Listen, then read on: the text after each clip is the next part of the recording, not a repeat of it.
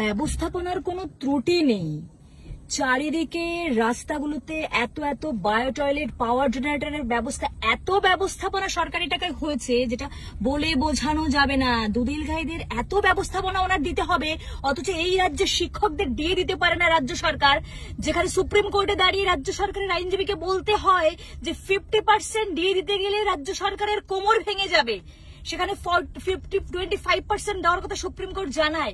এই লজ্জা কোথায় রাখবো, যেখানে ভোট ব্যাংকের জন্য এত ব্যবস্থাপনা সরকার করতে পারে, সেখানে এই রাজ্যের শিক্ষকদের দিয়ে দিতে পারে না।